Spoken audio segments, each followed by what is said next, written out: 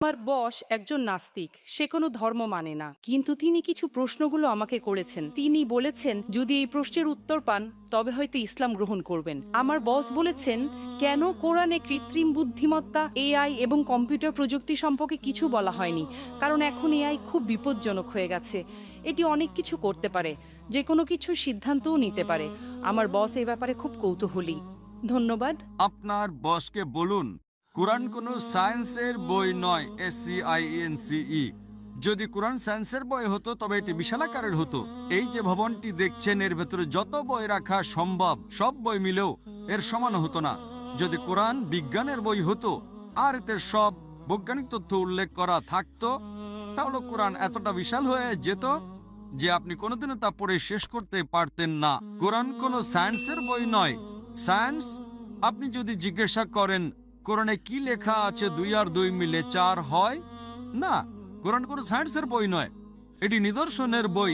SIGNS। তাই আমাদের দেখতে হবে কোরআনে যা কিছু বলা হয়েছে তা যেন ভুল না হয়।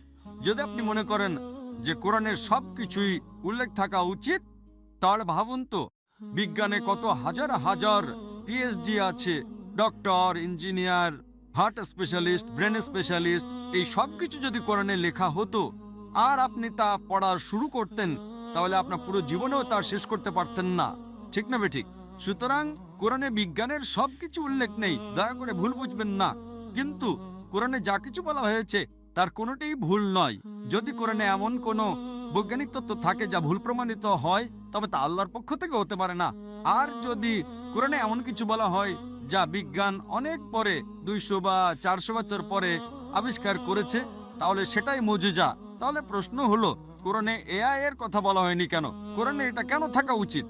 কোরআন কোনো বিজ্ঞানের বই নয়, কিন্তু আল্লাহ জানেন ভবিষ্যতে কি আসতে চলেছে। আমি আপনাকে ব্যাখ্যা করছি।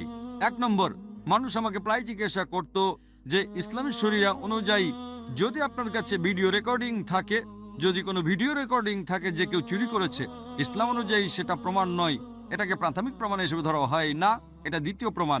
10 বছর বা 20 বছর আগে যে কোনো সাধারণ আদালতে যদি আপনি সিসিটিভি ফুটেজ দেখাতেন আর তাতে চোর ধরা পড়তো যে কেউ চুরি করছে, সেটাই যথেষ্ট ছিল। কিন্তু ইসলামে তা নয়। ইসলামের চোখের সাক্ষী প্রয়োজন। তখন মানুষ অবাক হয়ে বলতো এটা কেমন ধর্ম? কোনটা বেশি নির্ভরযোগ্য, প্রত্যক্ষদর্শী নাকি ভিডিও রেকর্ডিং? কোনটা ভালো, ভিডিও রেকর্ডিং ঠিক না ভুল? আপনার বসকে জিজ্ঞাসা করুন।